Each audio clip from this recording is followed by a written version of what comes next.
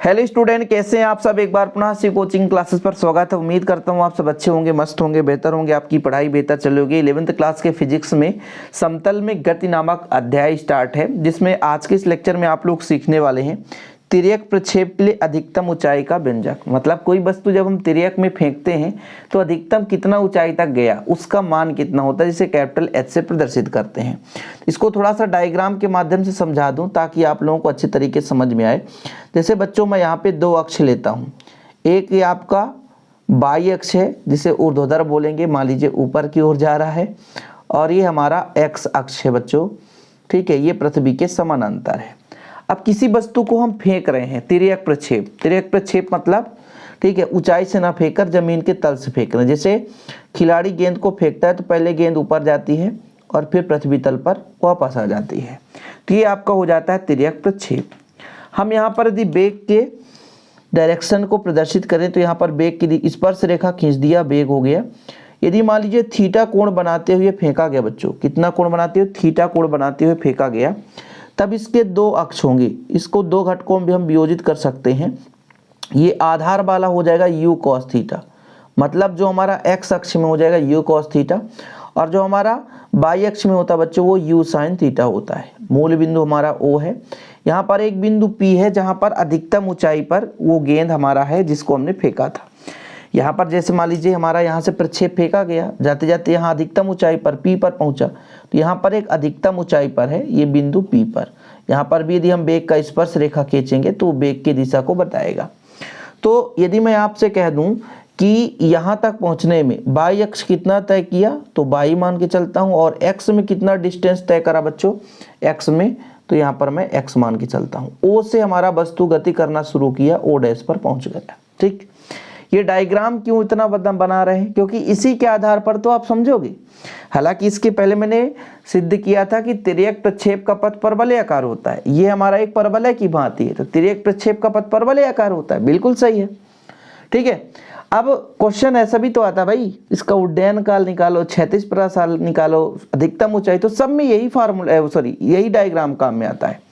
आप इस डायग्राम की सहायता से अधिकतम ऊंचाई निकाल सकते हैं, क्षैतिज प्रहास निकाल सकते हैं, उड्डयन काल निकाल सकते हैं। अब अधिकतम ऊंचाई है क्या, जैसे हमने कहा कि तिर्यक प्रक्षेप में किसी वस्तु को फेंका, ठीक है, प्रक्षेप द्वारा किसी वस्तु को फेंका, तो उसके द्वारा अधिकतम ऊंचाई कितनी है, प्राप्त अधिकतम, यानी प्रक्षेप यानी एक वस्तु है।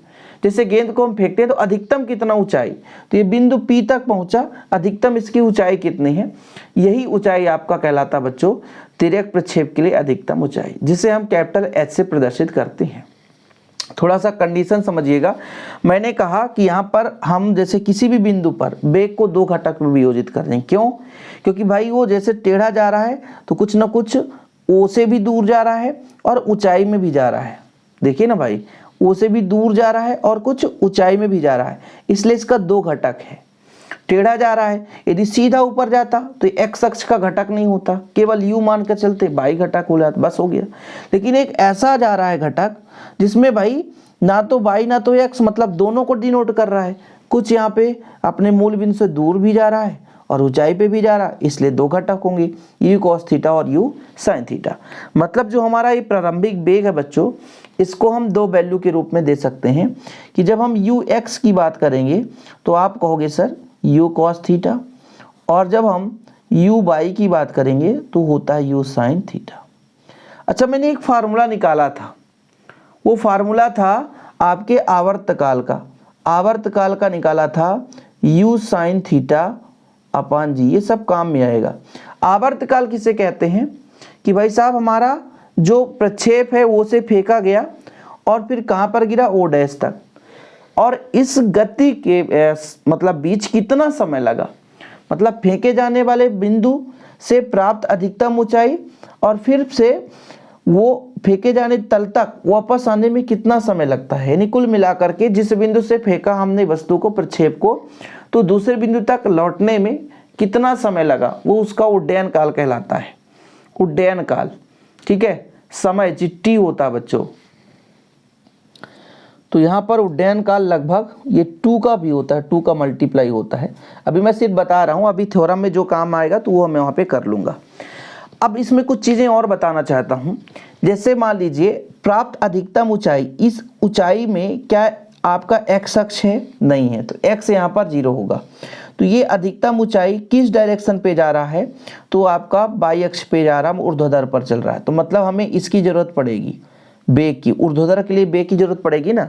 अच्छा, एक चीज और है, जब कोई वस्तु नीचे से ऊपर की ओर जा रहा होता है तो वहां पर त्वरण कितना होगा बच्चों? जब कोई वस्तु नीचे से ऊपर की ओर जा रहा है तो वहां पर त्वरण कितना होगा? त्वरण होगा -g। और ऊंचाई जो y होगा वो लगभग हम h के मान कर चलेंगे कि यही हमारा y जो है h के मान के बराबर है। ठीक, चलिए यहाँ तक प्रोसेस ठीक है, ये जो भी मैंने बेसिक बताया यहाँ तक क्लियर है। परिभाषा देखें कि प्रक्षेप द्वारा फेंके जाने वाले बिंदु से प्राप्त अधिकतम ऊंचाई ही क्या कहलाता है बच्चों? अधिकतम। मतलब अधिकतम ऊंचाई को ही अधिकतम ऊंचाई कहते हैं, यानी जो आपका तिर्यक प्रक्षेप होता है उसका अधिकतम ऊंचाई क्या है? कितनी दूर तक वस्तु ऊपर की ओर गया। ओके, अब थोड़ा सा यहाँ पे हम माना मानते हैं। तो यहाँ पर थोड़ा सा लिखेंगे बच्चों कि जब हम अधिकतम ऊंचाई पर जाएंगे तो वेग शून्य हो जाएगा। ये चीज तो क्लियर है कि भाई जाकर के स्थिर होगा तो अंतिम वेग शून्य होगा। यदि हम बात करें कि अधिकतम ऊंचाई पर जाने में कितना समय लगा, तो t समय लगा। चलिए शुरू करते हैं, आगे लिखेंगे। तब हम यदि बात करेंगे ऊंचाई की ओर जाएंगे तो वेग प्रारंभिक u बाई होगा, और u बाई हमने आपसे कहा कि भैया u साइन थीटा होगा। ये चीज हमने आपसे पहले बता लिया कि भैया जब ऊपर की ऊंचाई की बात करेंगे तो हमारा जो प्रारंभिक वेग है ये बाई के घटक को लेकर चलेंगे। अच्छा, अंतिम वेग हम बात करें आपसे तो कहोगे 0 हो जाएगा। क्यों? क्योंकि भाई साहब जब वस्तु जाता है तो अधिकतम ऊंचाई पर वस्तु क्या हो, थोड़ा सा स्थिर हो जाता है, अंतिम में जाकर के वो रुकता है तो अंतिम वेग क्या हो जाता है? शून्य हो जाता है। अब आप ऊपर की ओर जा रहे हो तो त्वरण में क्या होगी? कमी होगी, तो -g कर दो। तथा भाई ये जो अधिकतम ऊंचाई हो कैपिटल H के बराबर है। अब यहां पर गति का प्रथम समीकरण, गति का प्रथम समीकरण बताओ। समीकरण क्या होता है? v बराबर u प्लस at से। लेकिन बच्चों यहां पर हम एक चीज यहां पर थोड़ा सा सुधार करेंगे, क्योंकि y अक्ष के लिए बात करेंगे तो ये y हो जाएगा, ये y हो जाएगा, ये y हो जाएगा। ठीक है, यहां से अब क्लियर हो जाएगा, थोड़ा सा निकालना आसान हो जाएगा। अंतिम वेग 0, प्रारंभिक वेग u साइन थीटा और a बाई का -g, t है तो t, माइनस का इधर जाएगा प्लस हो जाएगा, gt बराबर u साइन थीटा। और बच्चों यहां से हम t का मान निकाल सकते हैं u sine theta upon g। अभी तो ये हमारा t का मान निकल कर आया है। समीकरण 1 हो गया। भाई विस्थापन का समीकरण लगाना पड़ेगा। विस्थापन का समीकरण क्या होता है? s बराबर ut plus half A T square. मैं यहाँ पे थोड़ा सा बता देता हूँ, s बराबर होता है ut plus half A T square. लेकिन मैं ऊंचाई के लिए बात कर रहा हूँ, y अक्ष के लिए बात कर रहा हूँ, तो u by T plus half a by T square. ये किसके लिए बच्चों? ऊर्ध्वाधर ऊंचाई के लिए बात कर रहा हूँ, इसलिए यहाँ पे लगाना पड़ेगा। पुनः हम एक समीकरण लेंगे, y बराबर क्या हो जाएगा? u by T plus half a by T square. चलो बच्चों वैल्यू पुट कर देते हैं और बस आंसर ले आते हैं। आपका y अक्ष में प्रारंभिक वेग क्या होता है? u sine theta. अच्छा, t का मान कितना है? u sine theta upon g, फिर प्लस 1/2।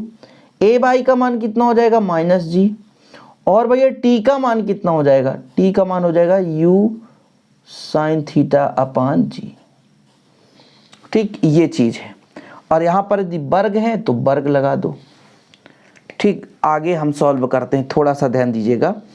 यहां पर u का u से तो u square sine square theta upon g minus हो जाएगा बच्चों 1/2। यहां भी क्या हो जाएगा? 1 g से g कट जाएगा, u square sine square theta बटा g। अब देखो भैया ये एक और एक आधा है, आप शाब्दिक रूप से समझिएगा, बहुत ही सिंपल है। ये h हो जाएगा अधिकतम ऊंचाई, ये एक है, ये आधा है, क्योंकि 1/2 लगा है, और एक में आधा घटेगा तो आधा ही मिलेगा, मतलब u square sine square theta upon 2g। भैया एक में आधा घटेगा तो आधा ही मिलेगा ना, और यही हमारा आ गया है अधिकतम ऊंचाई। एक में आधा घटेगा तो आधा ही मिलेगा, यही आ चुका है आपका अधिकतम ऊंचाई के लिए व्यंजक। यही प्राप्त अधिकतम ऊंचाई के लिए व्यंजक है। कहानी खत्म। थोड़ा सा यहाँ पे लोगों के मन में कंफ्यूजन होती है भाई साहब कि सर हम u बाई ही क्यों लेते हैं, क्योंकि ऊंचाई की ओर जा रहे हैं तो हम बाई अक्ष ही लेकर चलेंगे ना। तो आपका जो u बाई है वो देखो जरा, u साइन थीटा है ऊर्ध्वाधर घटक के लिए, v बाई मतलब यहाँ तक पहुंचा जब, तो अंतिम वेग क्या होगा, शून्य होगा, क्योंकि जब जाएगा तो वेग शून्य होगा तभी तो फिर नीचे की ओर आएगा।